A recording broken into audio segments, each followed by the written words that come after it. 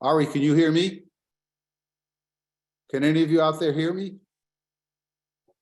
Looks like there's, okay, you guys can hear? Everybody was frozen for a second. Now you're unfrozen. Okay. So all I was saying is that I will share the link for Professor Berk's tours. With that, Professor Berk, let's just jump in so you could do the talking. Our topic is FDR and the Holocaust. Thank you, Ari, and thank you all for coming in. Good evening, good afternoon, good morning, wherever you are. Thank you again for watching. If one drew up a list of the three greatest American presidents, it would be either Washington or Lincoln, 1 and 2, and Franklin Delano Roosevelt would be number 3. If you're collecting Social Security, as I suspect many of you are, you can thank Franklin Delano Roosevelt. If you put your money into a bank and the bank is insured by the Federal Deposit Insurance Corporation, you can thank Franklin Delano Roosevelt. For those of you who are older than I am and have some memory of the Depression, Roosevelt's fireside chats were tremendously inspirational. This is what charisma was all about. On March 4th of 1933, he was inaugurated as President of the United States. In those days, the inauguration was in March, not in January. You cannot measure how important it was for an American president to reassure the American people in the depths of the Depression, my fellow Americans, we have nothing to fear but fear itself. That was powerful stuff. And that remarkable 100 days that Roosevelt implemented, again, changed the course of American history. He was also an absolutely magnificent war leader. He did not micromanage, although on one decision he really intervened, and it was the correct decision. In the aftermath of Pearl Harbor, and after Germany declared war on us and we declared war on Germany, American military planners wanted to invade Europe in the autumn of 1942. That would have been a catastrophe. Churchill had come to our country in the aftermath of December 7th and convinced Roosevelt that that would be the wrong decision. We had to, Churchill argued, and Roosevelt went along with it. Roosevelt stifled the American High Command. Roosevelt said, we cannot invade Hitler's fortress Europe until we knock the Luftwaffe out of the skies, knock out German oil production, industrial production, and gather our forces really before we attack in France. The attack would not come until June 6th of 1944. That was the correct decision. The American military was wrong. But that's the only time that he really intervened. He also appointed superb people. It's George Catlett Marshall, who was the American Chief of Staff, a magnificent warrior, a magnificent soldier. And it is George Catlett Marshall, that appointed Dwight Eisenhower. So in war and in peace, Franklin Delano Roosevelt was an absolutely superb president. But when it came to the Jews, it was a different story. But fairness dictates that we must look at the context of things here. And I go back, and I remember I asked you, I'm not being condescending, to look at your high school and college history classes. Our country has a long history of xenophobia. Even when we had open immigration, there were people in our country that really did not want immigrants. That's a legacy from the past. And in the aftermath of World War I, not World War II, in the aftermath of World War I, the United States Congress passed a piece of legislation that was probably, in terms of consequences, one of the most important pieces of legislation that has ever been passed by the American Congress. That was Johnson-Reed. That's the Immigration Act of 1924. Up until that period of time, we had been, for the most part, on open immigration. But feeling after the war, after World War I, moved against open immigration. This is a time when America was, and would be for some time, a tremendously racist society. We did not want people who we thought would not fit into our country. This is a time when people, some very distinguished people, spoke about the mongrelization of the white race. What made America great, they said? White Anglo-Saxon Protestants made America great. And any dilution of the white Anglo-Saxon Protestant race would bring about a deterioration of American society. What Johnson Reed does, what that act does, is to limit the number of people who come into our country. Not only is there a quantitative limitation, there was a qualitative limitation. We don't want certain groups of people to come into our country. We do not want Black people to come in. We do not want the Japanese to come in. We do not want the Chinese to come in. In addition to that, remember, this is the fear, this is the time of the first Red Scare. We do not want people who we think are contaminated by communism. That means we are going to have strict limitations on people coming from Eastern Europe. Johnson Reed was not really aimed particularly at Jews, although there were some people that said, you really want the Jews out of here. Remember what I said to you last week. This idea that Judaism or the Jews and communism are inextricably tied together. This is a basic fact of life. They are not tied together, but remember, in history, perception is reality. The result is we don't want Italians because of fascism and communism in Italy. We don't want people from Poland. We don't want people from Eastern Europe, and we certainly don't want people from Russia. So to give you an idea, there were times before World War I when almost 1 million people are going to be allowed to enter into the United States. Because of Johnson Reed and the various amendments, the figure will, by the end of the 1920s, will be about 168 to 170,000 people. The consequences of Johnson Reed are absolutely tremendous. Number one, large numbers of Jews who wanted to come into this country are not going to be allowed to come into this country. The difference between Jews and non-Jews is lots of non-Jews are not going to be able to come into America. But for Jews who do not come in, to use that colloquial expression of the Holocaust, they're going to go up the chimney. For those Jews who cannot come to America, they're going to have a very serious problem between 1933 and 1945. Johnson Reed is also important because unwittingly it plays a role in the creation or the enlargement of the Yishuv, that is the Jewish settlement in Palestine. I mean by that large numbers of Jews in Poland, for example, who cannot get into the United States, desperately wanting to escape poverty and anti-Semitism in Poland, are going to find that the only place they can get into is Palestine. Johnson Reed is an important factor. It's not designed to enhance the Jewish community in Palestine, but that's the impact that it will have. A more sinister impact is going to be its influence, or let's say, the impact, for want of a better word, I'm using the word again and again, is upon Japan. Japan will be furious with Johnson Reed.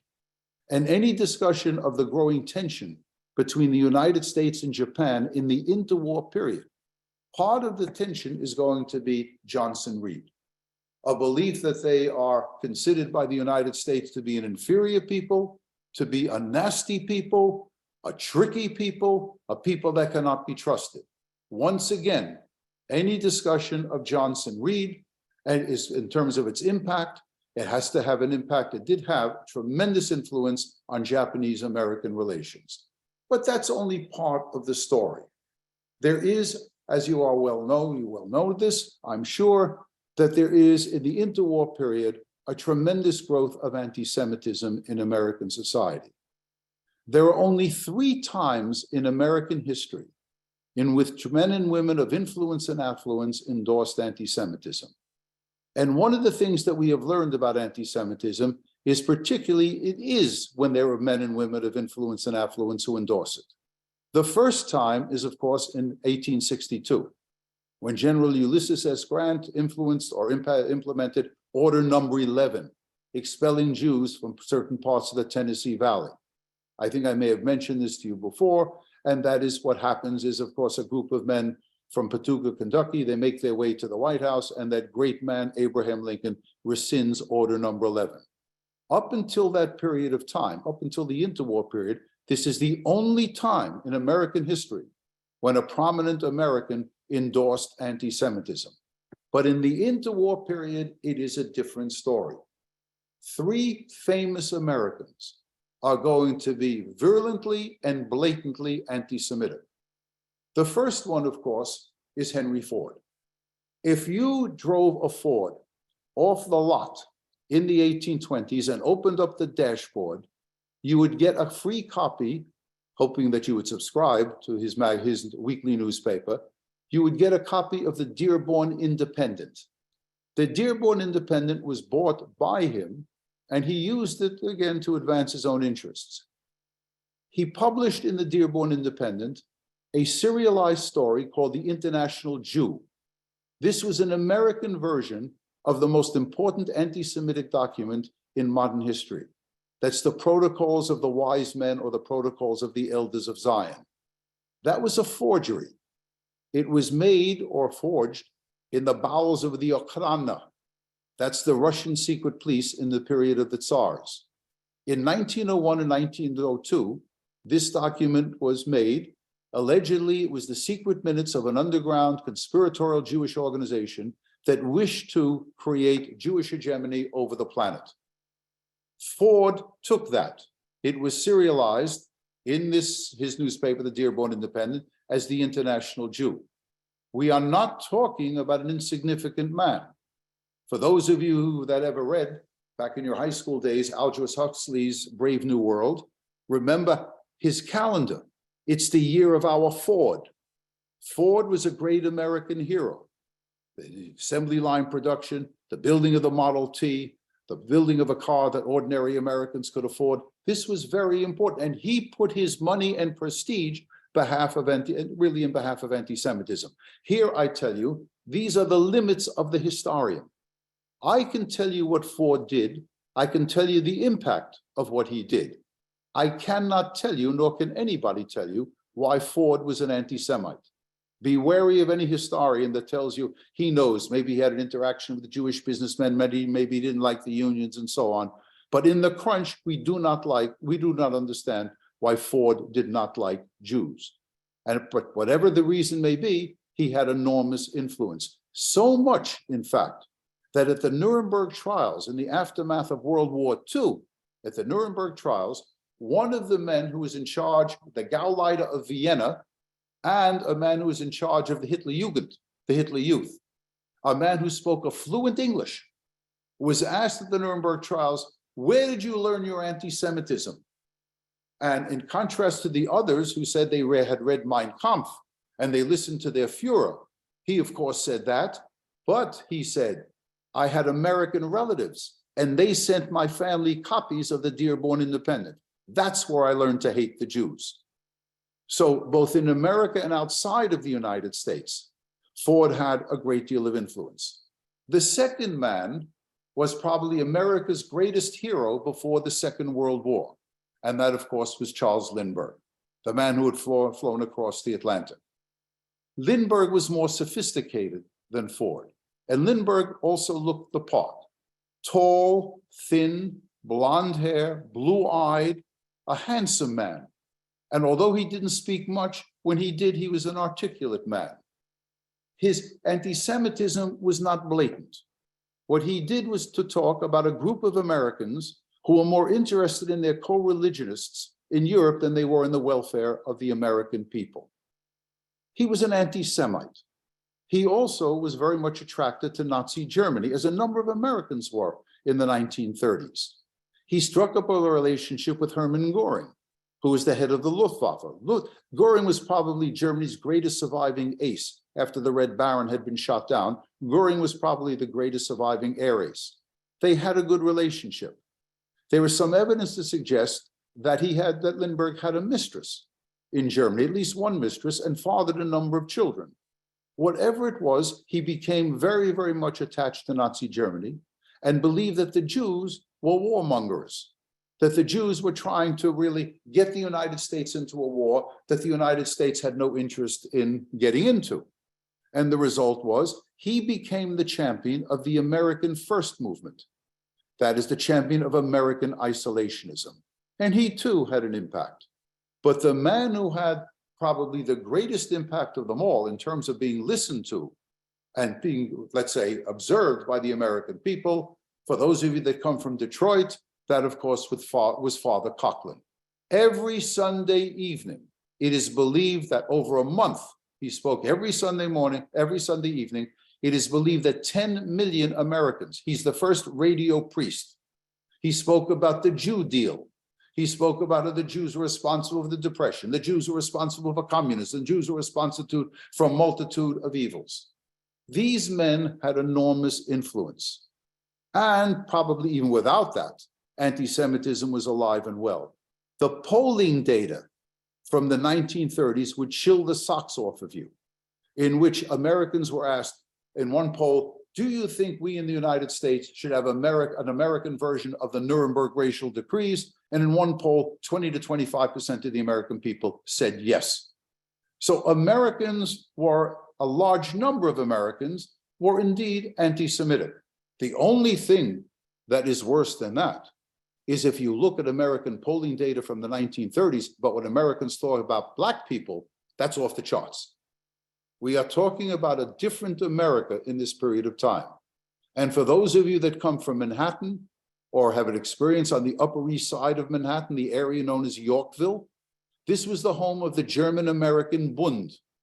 This was a Nazi organization, an American Nazi organization that marched around with Nazi uniforms, that had a swastika on the arm, that held rallies at Madison Square Garden, in which there were, let's say, sometimes as close to 25,000 people would attend this. So this is the environment in which Franklin Delano Roosevelt is going to operate. And one has to give him, one has to put him in that context. Again, I said to you before, the historian has to be as fair as he or she can be. Roosevelt has, when it comes to the Jews, Roosevelt has a difficult road to hoe here, if he really wanted to take that road. So let's cut right to the chase. What does Roosevelt do in behalf of the Jews? What policies does he pursue that help the Jews, even though these policies are not aimed particularly at helping the Jews? One is that in the middle of the 1930s, Roosevelt orders the State Department to scour Europe and bring to our country the best and the brightest. There were many Jews in Hungary and in Germany and in Austria, talented people. In fact, if you took a good course in American intellectual history, the professor wasn't doing the right job until he factored in this wave of immigrants. Einstein is one of them. There are a whole group of people that come to our country. Hannah Arendt, if you're a refugee from a political science or a political theory course, these are people. Leo Strauss from the University of Chicago. These are people that are going to come in to our country in this period of time. No discussion of American intellectual history is complete without talking about the immigrants that come in this period. And a disproportionate number of them were Jews. In addition to that, Roosevelt is the only American that can take on Lindbergh, and he does. He attacks Lindbergh, but he doesn't attack Lindbergh for his anti-Semitism. He attacks Lindbergh for his isolationism. Because one of the great contributions that Roosevelt did for American history is that he prepares our country for war. He defies the isolationists, the people who want American neutrality. He's going to be able to bring our country to a state of preparedness, not real great preparedness, because we're going to get clobbered in the first part of the war. Both in the Pacific and the European theaters, we're going to get clobbered. Thousands of Americans will die because we are not prepared. American generals are lousy generals in the first part of the war. American soldiers will break and run at the Battle of Kasserine Pass in 1942, or early 1943, excuse me. So we are not totally prepared, but we are better than we would have been had Roosevelt not been there. So we are in fairly good shape when the war begins. So Roosevelt is bringing in these people. Thousands of Jews will come in under the quota system. But again, we'll talk about this in a moment. He is going to allow these people to come in. He will bring in 942 Americans during the war. These are the only Jews, not Americans, excuse me, Jewish refugees during the war. These are the only Jewish refugees that come into our country after December 7th of 1941. They are brought to a small town in upstate New York, not far from me. This is in Oswego. They are brought into Oswego and they're put in a school. an abandoned school, and that's where they're going to stay for the duration of the war. These are the only Jews that are brought into our country during the Second World War. And if you ever get to New York State up near me, give me a call. I'd like to see you. But also, I must tell you, you should go to the State Museum of New York, the State Museum of New York at Albany, which is the state capital. There is a permanent exhibit on the Jews who came into Oswego. So these are the only things that he does. These are the things that he does. What doesn't he do? And this is where we get into some very, very important material. The bastion of anti-Semitism in American society within the government was unfortunately that branch of the American government that was responsible for immigration. That was the State Department. The State Department was loaded with anti-Semites. The State Department viewed Jewish immigrants as un-American, pink or red, people with no ethics whatsoever. In some cases, some of the State Department people said they're degenerates. So here are the two things that are going to take place. There were quotas that were set, but the quotas were never filled. It is estimated that close to 200,000 people, Jews primarily, could have come into our country if the quotas weren't filled, if the quotas were filled. They are not filled because the State Department, filled with anti-Semitism, and here's the man that you should know, Breckinridge Long, he's the main culprit here, but there were people there before him. He's an assistant secretary of state responsible for immigration, as there were other people before him. And what's going to happen is they will make sure that in order to get a visa, the restrictions were so great, the hurdles were so high that most Jews who applied could not get into our country. For example, Jews would be asked, married Jews would be asked to provide a marriage certificate. Well, some of those who were of religious background didn't have a marriage certificate, they had a ketubah. The State Department would not accept the ketubah as proof of a marriage. And the rule was that you had to be sponsored by someone. But then the government, our government, scrutinized the people who offered sponsorship. So for example, a prominent Hollywood producer who was willing to sponsor large numbers of Jews, his sponsorship was turned down because he was 71 years old, and the argument was, well, he's going to die soon, and there's no guarantee that the money will be forthcoming. Whatever excuse could be used by the State Department to prevent Jews from coming into the United States was used. And that's the main reason why the quotas were not filled. Now, Roosevelt knew all about this. Roosevelt was not oblivious to what was taking place. He did not really demand of the State Department they restrict their activities. That is, to stop harassing the Jews. The only year in which the quota was filled was 1939. That's the only year that the quota was filled. Thousands will come in, tens of thousands will come in, but more than 200,000 people, around 200,000 people could have come in. Roosevelt knew about this. He could have fired Breckinridge Long. He could have done a number of things. He could have purged the State Department of anti-Semites. He chose not to do so.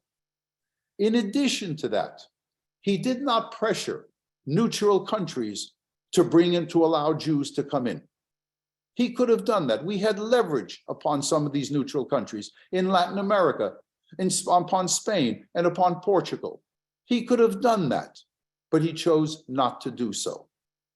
So we're talking about a man that had the opportunity to do certain things and chose not to do it. Another factor was there were people in the United States, both Jews and non-Jews, that wanted the American government to form a special organization that would deal with refugees. Heaven help, they would never put on the title something to help Jewish refugees. That would never get through Congress, and Roosevelt would never have bought into it. But they wanted something, an organization that would in fact work during the war to help those Jewish refugees that somehow had escaped the Nazis or were about to escape the Nazis. It is only under great pressure that he allows the creation of the War Refugee Board, which was created in January of 1944.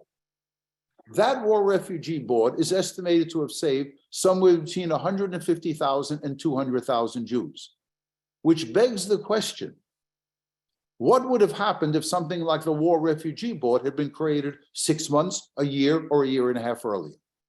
More Jews would have been saved. Now, please don't misconstrue what I'm saying. Don't make any mistake about this. There's no way in the world that Franklin Delano Roosevelt or the United States could have saved 6 million Jews. There wasn't a chance in the world of that taking place. The Nazis had the Jews, and they were hell-bent on killing the Jews. Moving to the side, let me say to you, if we were in a room and all of a sudden the spirit of Adolf Hitler came into the room, and I said, as the British used to say about him, refer to him before World War II, Herr Hitler, if I asked him, Herr Hitler, what were the major aims of the Third Reich during the Second World War? And you could bet your last buck, Hitler would have said, and this is the war that Hitler won, we wanted to make Europe Judenrein. We wanted to make Europe clean of Jews. Given that attitude, there was no way that the United States or anybody could have saved 6 million Jews. The Germans had them, and we couldn't get to them. But we're not talking about chopped liver here. We're talking about human beings. 6 million could not have been saved, but tens of thousands and maybe several 100,000 could have been saved had the quotas been filled, and something else. And that is, we prevented money being shipped into Europe by local organizations. We prevented that. The argument was the money would fall into German hands, and the Germans would use the money for their own purposes. I'm not giving you a Berk's law of Jewish history, but I will tell you this. Money is the artery of Jewish survival. And that is it's true now, and it's particularly true during the Second World War. Money that would come into Europe, if it came in, and some of it did come in, that's used to pay off people who are sheltering Jews. Any student of the Holocaust knows that thousands, if not tens of thousands of Jews were saved by Poles and others who wanted to save Jews for whatever the reason may be. But they had to be supported. It was hard to shelter a Jew. There's an asymmetry in the Holocaust. Listen to the asymmetry. If you wanted to kill a Jew, you wanted to kill 100 Jews, 1,000 Jews, all you had to do was to make a call, an anonymous call, or if you wanted a reward, you gave your name. You call up to the local Gestapo and say, on such and such a street, in such and such a house, in such and such an apartment, there are Jews who are living. You make that call. To save one Jew, you risked your life and your family. And the problem is, this is a time of perpetual or perennial food shortages. You got to buy food. You got to pay off people who will inform you. You got to pay off the Polish collaborators. You can occasionally find a German who can be bribed. Money was the artery of Jewish survival. And the prohibition on bringing Jewish money in is going to be great. It's going to be an obstacle to Jewish survival. Even as far as the War Refugee Board was concerned, Roosevelt grudgingly agrees on January 6th to create the War Refugee Board. He allocates $1 million, only $1 million. That's 10% of the money that is needed by the War Refugee Board. Most of the money that is used by the War Refugee Board was raised from Jewish organizations, from the Federation and the American Joint Distribution Committee. The greatest hero from a Jewish perspective, who is not Jewish, is Raoul Wallenberg. Wallenberg saved probably tens of thousands of Jews. He's working for the War Refugee Board, and the money that he's used to bribe Hungarians to buy houses, some of it is his own money, but a lot of it is American Jewish money. Roosevelt was very skimpy in dealing with the War Refugee Board. So what I'm telling you here is more people could have been saved. No way could he have saved 6 million people, but more could have been saved. In 1939, Congress is proposing is discussing passing what comes to be known as the Wagner-Rogers Act.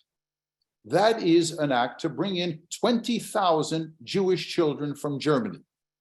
The sponsors of the act, or the sponsors of the law, which is not passed, is they make a terrible concession. We bring in the children, but we will not bring in their parents. Then, under pressure, they reduce it to 10,000. Roosevelt gives no support to the Wagner-Rogers Act. Those children are going to die. Now, I must tell you also, we are not the only community that is disappointed by Franklin Delano Roosevelt. American Black people, Black Americans, want from Roosevelt two things, and he won't give it to them.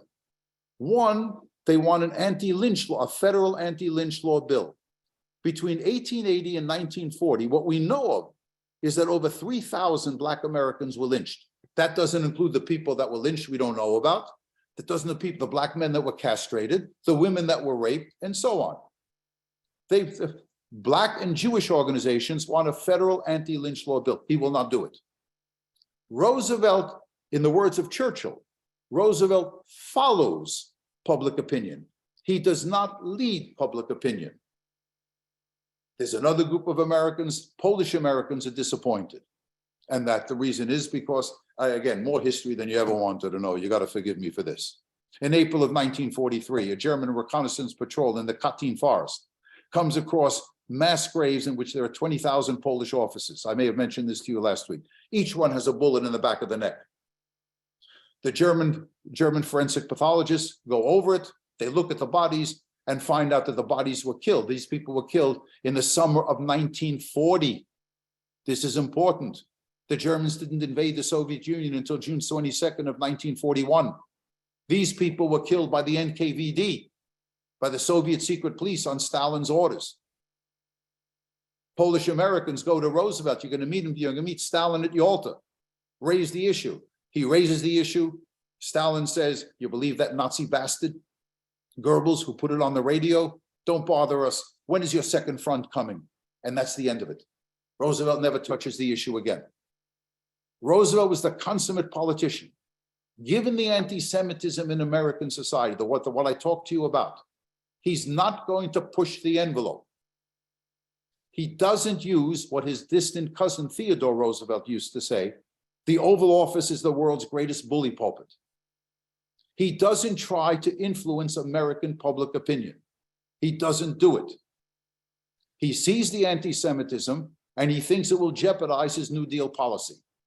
The result is he doesn't really exert himself in behalf of Jewish immigration in the ways that I told you before, purging the State Department, making it easier for Jews to come in. He refuses the offer from Great Britain. The quota, because we like Anglo-Saxons, the quota under Johnson Reed is 65,000. That quota is nowhere near filled. The British government offers, turn it over to the Jews. Use that quota. He could have, again, cajoled Congress, maybe even done it secretly. He did so much secretly. Roosevelt always lied through his teeth, sometimes for good. Roosevelt never told the American people that we were rearming for war because of American isolationist sentiment. He could have used some of these unfilled quotas, but he chose not to do so. So here we are. And then we come to the other issue, the very controversial issue. Should we have bombed Auschwitz? Would we have saved lives if we had bombed Auschwitz? Be careful here. Be very careful on making a snap judgment on this. One of the arguments by the American High Command is bullshit. It is as simple as that. You can't deviate from the war effort. You can't send bombers that are bombing Berlin, bombing the industrial infrastructure of Germany. You can't send them to bomb Auschwitz. That's nonsense, because we did bomb parts of Auschwitz. For those of you, if you came with me on my trip to Poland, we always go to Auschwitz II, that's Birkenau. Less than 5 miles from Birkenau is Auschwitz III. That was called Buna. That was the industrial section of Auschwitz. That's where the great Holocaust writer Primo Levi worked as a chemist. We bombed Buna. It's less than 5 miles away. So the argument that this would deviate from the war effort and that it would, the bombs, we had a shortage of bombs. That's a crock too. We bombed Germany and other areas. 5,400,000,000 bombs were dropped. So these arguments are not valid. A more valid argument, believe it or not, a more valid argument is if we bomb the crematoria and the gas chambers, we're going to kill the inmates. That don't be so disparaging of that argument. Inmates would have been killed. And many people in the Pentagon are going to say, when the war is over, we don't want to be charged with killing these immigrants. Excuse me, killing these people in the camps. Now, I must tell you, will you believe I've been to Auschwitz nearly 100 times because I lead these trips all over the world. There I am coming out of Auschwitz and I'm in the bus and there's a Rebbitzin in the bus, a wife of a Reform rabbi in the metropolitan New York area. She pulls me to the back of the bus and she shows me a letter. It was in Yiddish and had an English translation. The letter was from her mother's cousin in the summer of 1945. He'd been liberated from Auschwitz on January 27th of 1944, in 1945. Remember, January 27th is the international commemoration of the Holocaust because the Red Army liberated Auschwitz on January 27th of 1945. The letter says it's from an 18-year-old girl, and she's writing to the Rebbitzins' mother. And she's writing in the letter, everybody is dead. Your mother and father are dead. Your grandparents are dead. Everybody in the family is dead. The only two people who are alive are me and my 16-year-old brother, Moshe. And Moshe is blind. How did he become blind? How was he blinded? Moshe worked in Buna. That's the place where we bombed. He's near a window, the bomb explodes, the glass goes into his eye. So you can't discard that. Now, the question that one should ask in this regard is, would it have made a difference if we had bombed the railroad lines and the gas chambers and the crematoria? It would have made a difference, but not that much of a difference. The reason being, the Germans were very good. We learned this again and again during the Second World War. The Germans could take a railroad line that was knocked out by our bombing and within 24 hours put it back into functioning. They were very good at that. And the other thing is, what did our parents and our teachers tell us when we were young? Where there's a will, there's a way, right? When we said we couldn't do it, we can't do it, if you wanted to do it. That can operate for evil as well. He is what we know from Commandant Hess's diary. He's got a trainload of Hungarian Jewish kids that are coming in. They're going to be gassed. But the high tide of the Holocaust is late spring, early summer of 1944. 430,000 Jews will be shipped to Auschwitz. 10,000 Jews sometimes will be gassed and cremated a day. The inconceivable takes place. They run out of Cyclone B. They run out of the poison gas. And so many Jews are being cremated that the oven, not the ovens, but the bricks in the chimneys are cracking. I don't have the gas. I can't gas them. So what do? He says, took me a while to figure this out.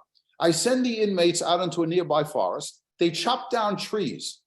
They dig ditches in there. And he says, I may not have Cyclone B, but I've got gasoline. I've got kerosene. The wood is dropped into the pits. Kerosene is thrown out, and the Jewish kids are thrown into the pits.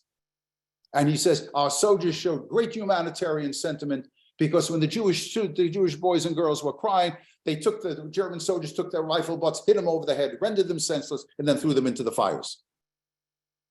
Well, I know this is horrible stuff, but what I'm trying to tell you here is that when all is said and done, I think they should have bombed Auschwitz.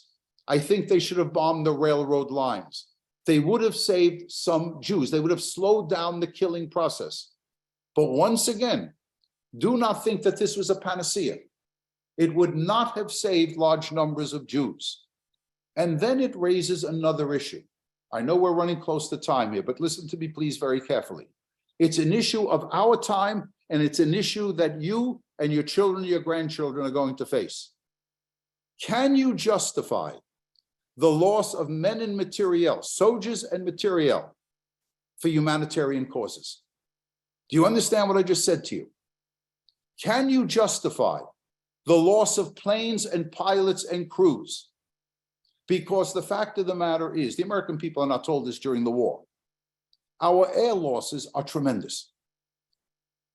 Bomber Command in the RAF, 60% of all the men that were in Bomber Command were killed during the Second World War. That's the greatest percentage of any unit on the Anglo-American side. Even in a milk, what is called the milk run during the war, you send in 100 B-17s over a target, you can bet your last dollar 100 B-17s are not coming back. If you think that this is an issue that is only relevant to the Second World War, it is not. What's the greatest slaughter of the 1990s and one of the great post-war slaughters? What took place in Rwanda? 800,000 men, women, and children were killed. We could have stopped that. 5,000 American soldiers, 5,000 British, 5,000 German, 5,000 French, 5,000 Dutch and Belgian soldiers. We could have stopped the killing in Rwanda, and we did not do it. And it's not the case that we were racists. That was not the issue. Because if you send 5,000 American soldiers into Rwanda, 5,000 American soldiers aren't coming back. Either they're killed in the fighting, the Civil War, or they die of disease, or they die of accident. Can you justify the loss of men and materiel for humanitarian causes? President Obama didn't think so. President Obama said, if Bashar Assad uses chemical warfare and gas warfare against the Syrian civilians, we will intervene. He even used the term, this is a red line. Bashar Assad used it, we didn't intervene. We won't go to lose American soldiers for Syrians. It's an issue here. And it was an issue during the Second World War. Last point. What do we know about Franklin Delano Roosevelt? We know he was a man of his time. He didn't like Jews. He didn't like them. He had a number of Jewish close advisors that he did. Felix Frankfurter, for example, was one. Benjamin Cohn, the first head of the Security Exchange Commission, was one. His speechwriter, Rosenman, another man, again, not in Felix Frank, a man by the name of Proskauer. These were Jews. They never intervened in behalf of Jews during the Second World War. But in his private conversation, Roosevelt held the Jews responsible for anti-Semitism in Poland. He told some of his people, you know why the Poles don't hate the Jews? Because they control everything. The Jews control everything. He was one of those people that saw some Jewish community being responsible for anti-Semitism. In North Africa, after we liberated Algeria, the Vichy French government had put all sorts of restrictions on the Jews, had eliminated what is called the Crémeux law, which gave Jews in Algeria equal rights with all the French people. When the Vichy government was toppled, when we took over Algeria, the Jewish community of Algeria we want to go back to the way it was before the war. Roosevelt wouldn't allow it. We don't want, he said, the Jews in Algeria to behave as the Jews in Germany had behaved. Roosevelt even made an incredibly foolish statement. He said, you know why this is not his actual words. He blamed anti-Semitism that took place in Germany because the Jews controlled everything. He said 50% of the lawyers, 50% of the doctors, 50% of the teachers, they're all Jewish. In reality, the Jews were disproportionately represented, but only 16% of the doctors were Jewish, 11% of the lawyers were Jewish, less than 1% of the German teachers were Jewish. Roosevelt was a man of his time. The question is, and I cannot answer this, historians have suggested certain things, sometimes they've drawn back from this. Did Roosevelt's, let us say, ambiguous attitude towards Jews, did this affect his attitude towards Jewish immigration? I can't answer that question. You got to look at the data, you look at the secondary literature, and you come up with your own statement. All I can tell you, once again, This is the greatest American president of the 20th century, hands down. I went over this in the beginning of the talk. But there's an old statement, an adage. In the warmest of hearts, there's a cold spot for the Jews. Is that operating within Franklin Delano Roosevelt? I'm not the prophet from Union College. I don't have a monopoly on the truth. That's your call. All right, my friends. The floor is yours. You can rip it out at Prof. Berk anytime you want. Thank you very much. Thank you. Hopefully we can get through some of the technology here and you can hear me. People, yeah, feel free to chat questions. Some of you have chatted questions already. So we have a few minutes. So here goes. Number one, you read a lot about the non-Jews, the followers of the Father Coughlin, referring to Roosevelt as Rosenfeld. That's and correct. saying he's very Jewish. So you just spent a lot of time ripping Roosevelt apart, yet the perception from certain parts of the American population was that he was very pro-Jewish, if not Jewish himself. So how did we get to that perception? All right. How do you get to the perception that he was pro-Jewish? One, many Jews appreciated and benefited from the New Deal. There's no question about that. The leading American Jew of the time was Rabbi Stephen Wise, a Reform rabbi, a great man and a decent man. Wise thought Roosevelt was the greatest thing since sliced bread. Wise always protected Roosevelt. And he even, in his private correspondence, Wise says, the continuation of the New Deal is so important and so consistent with Jewish values and so important for the United States that even if we have to wind down our pressure to bring in Jewish immigrants, we must never do anything to hurt the Roosevelt administration. Also, there were a number of Jews I mentioned to you. Benjamin Cohn. There was even a Jew in the cabinet, the Secretary of the Treasury, Henry Morgenthau Jr., the only Jew, in fact, who tried to intervene with Roosevelt. And so, again, Roosevelt, the New Deal, Social Security, social welfare, so the Jews in the cabinet, Jews, a number of highly prominent Jews. These are the people, this is going to create the aura that Roosevelt is on our side. In reality, he was not. The question, of course, is that historians debate. Could he really have done more? That's what I tried to set. The obstacles to Roosevelt doing more were great. Johnson Reed, the anti-Semitism of the time, it's all there. But could he have done more? That's the great debate. Now, because of a book by Raphael Madoff, a book entitled The Jew Should Keep Silent, in which Madoff does look at Roosevelt's private correspondence and interviews a number of people who knew Roosevelt. There's no question that Roosevelt had not the nicest ideas of Jews. Let me put it that way. And then the question is, does that have a role and impact upon his attitude towards Jewish immigration? There was a question about Eleanor Roosevelt and what role she may have played and what her view on Jews was. Eleanor also had some very unfortunate ideas about Jews, but the plight of Jews during the Second World War got to Eleanor. Now, here's an understatement. The marriage between Franklin and Eleanor was not a marriage made in heaven. Simple as that. Simple as that. And Franklin didn't pay that much attention to Eleanor. In fact, one thing he said, Eleanor, don't even touch this topic. But by 1944 and 1945, if not as early as 1943, Eleanor, who did have some, again, believing the Jews had too much power and so on, the Jews should keep quiet and so on, but she was so struck by the plight of the Jews because the news was coming in about what the Nazis had done to the Jews, that she really wanted more Jewish immigration. And I must tell you, there were a number of proposals that could have been implemented, that could have saved thousands of Jews. Bring them into the Virgin Islands. The governor of the Virgin Islands, which are the American Virgin Islands, was willing to take in thousands of Jews. Roosevelt wouldn't allow it. There was even a proposal to bring Jews into Alaska. He didn't want that either. The argument being the Jews will take over Alaska.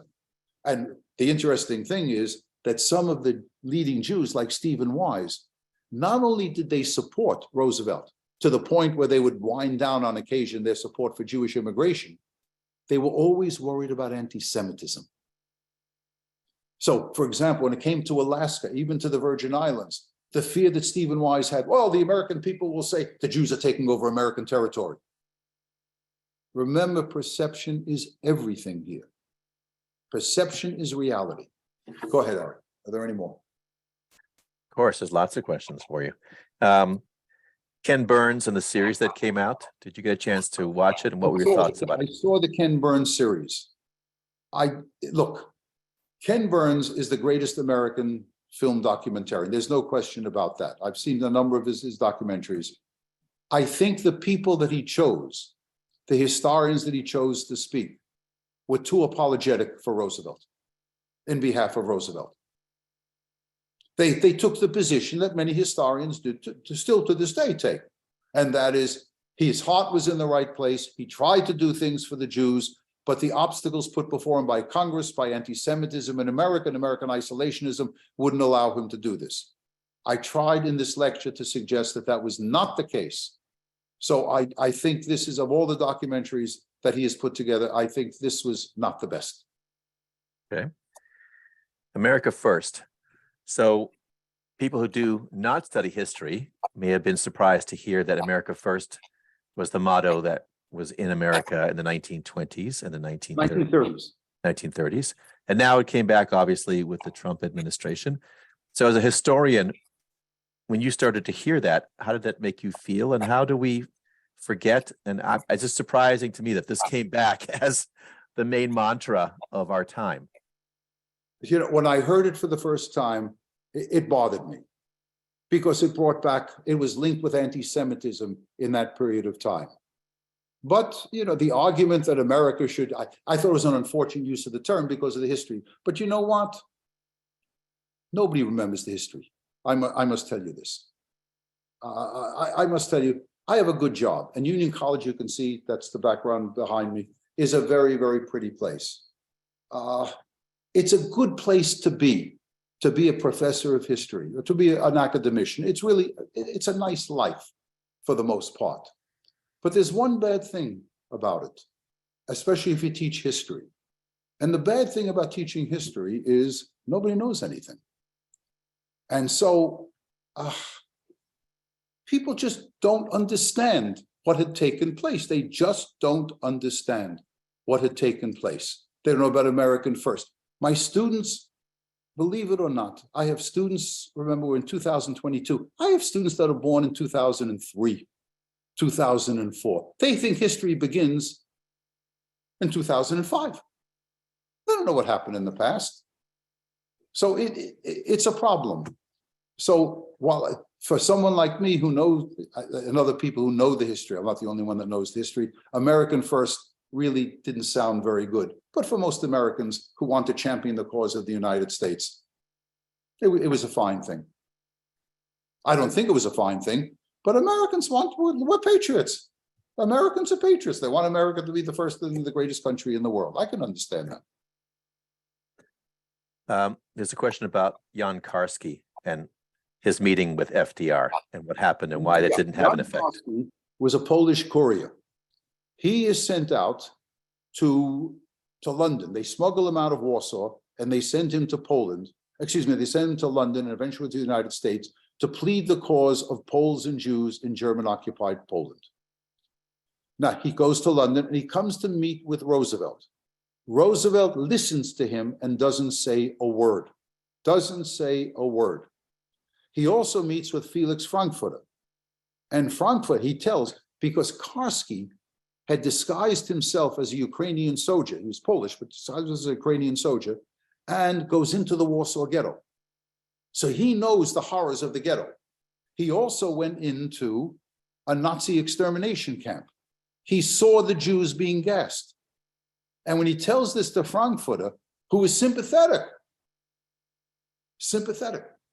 he says these things to Frankfurter, and Frankfurter listens to him and says, I'm not sure I believe you. This incapacity to believe, you cannot understand the American reaction, even the Jewish reaction to the Holocaust. This inability to believe that in the middle of the 20th century, that people will be gassed and cremated in enormous numbers in a short period of time. I take people, we go to Auschwitz on my trip, I take people to the most infamous place in Jewish history, what is called the Rampa. This is in Birkenau. This is the killing field. Jews come off the trains, men and boys in one line, women and children in another line. You go before usually an SS physician, but not always. The most famous of them is Dr. Mengele, but he's not the only one. If he waves to the right, you go into the camp. If he waves to the left, well, you go wherever you go. You go up the chimney. Who could believe this? Who could believe these things? I must tell you, because look, I know people get shocked by some of these things, so I won't tell you. All I can tell you, generally speaking, the Nazis had no moral bottom. Do you understand what that means? There is nothing that the Nazis would not do. I have just learned recently about something that was so unbelievable in what the Nazis did to some Jewish women that it is so unbelievable that I won't even mention it to you, but it's absolutely horrible. The stuff comes in and people don't believe it. Roosevelt's position during the war, and the position of most Americans, is the best thing you can do for Jews and other people is to win the war as quickly as possible. There's nothing we can do except to win the war. What I'm trying to tell you in this lecture, there were things, there was wiggle room, there were options, opportunities that could have been used to save Jews. We did not use those opportunities. Right. Lois Gordon has asked a question about Varian Fry. Fry was one of those Gentile Americans operating in France before the American involvement in the Second World War that saved thousands of Jews. There's no question here. If you study the Holocaust, I must tell you, on one hand, you see the Nazis with no moral bottom and unbelievable depravity. On the other hand, you see examples of great courage. The penalty for sheltering a Jew in Eastern Europe was death for you and your family. And hundreds of Poles were, in fact, murdered by the Nazis. Men, women, and children were murdered by the Nazis for sheltering Jews. I tell my students in the Holocaust class at Union, I tell them, if I were a Polish Catholic and a Jewish family came to me and said, would you shelter me and my family? I must tell you in all honesty, if I were a Polish Catholic, I don't know if I would. I know what I would not do. I would not inform upon the Jews. I would not rape a Jewish woman or a Jewish girl. But to risk my life and the risk of the lives of members of my family, I'm not sure I would do it. One's got to be a little bit less judgmental, I must tell you, upon a number of these people. There's a good deal of Polish anti-Semitism, a good deal of collaboration with the Nazis. And many Poles, a number of Poles will kill Jews. They'll rape Jewish women and Jewish girls. But I must also tell you, I have many Holocaust survivor friends, many of them who come from Poland. They don't like what I say initially, but eventually they grudgingly accept what I say. No Jew, I think I mentioned this to you last week, no Jew in German-occupied Poland who is not in a camp, who is hiding out in the forest, hiding out in the sewers, hiding out anywhere. No Jew who is hiding out from the Germans could have survived without somewhere along the line being helped by a sympathetic Pole. That's a basic fact of life. So be very careful in judgment. Thank you. Our hour is up. Can you give us a promo? We go to another challenging part of American Jewish history, but the Jewish involvement in the struggle for civil rights. This is the most glorious chapter in American Jewish history. This is a good time when American Jews, large numbers of them, put, in some cases, their lives on the line in order to help African Americans in the period of late 50s and in the 60s. And keep in mind, remember, the most dramatic incident of the entire civil rights period is the murder of 3 young Americans, 2 of whom were Jewish. So the Jewish involvement here in a variety of ways is really, as I said, a glorious chapter in American Jewish history. And that, I'm glad you asked me that, to give you a promo, because the Jewish tradition is that we never end on a pessimistic note. For those of you that go to the synagogue, remember in the summer we have Tisha B'Av, commemorating the destruction of the temples, right? And we hear all these haftorahs, all these prophets talking about gloom and doom. We're doomed for our sin. But every haftorah, the last paragraph, is one of optimism. So this was a lecture that I'm sure that you did not find very pleasant, but we ended on a positive note because we're talking about a different part of American history. Thank you all for listening. It is a privilege and a pleasure to speak to you. Thank you very much. Goodbye. Thank you, Professor Berk. Thank you, everybody. Take I'm care. wishing you a meaningful MLK Day tomorrow. Yes, Professor Berk invites you to fact check everything he taught you today. I will send you a follow-up with a link to the lecture and more reading material. Take care. Be safe. Be well. Keep healthy. Thank you. Bye-bye. Good night, everybody.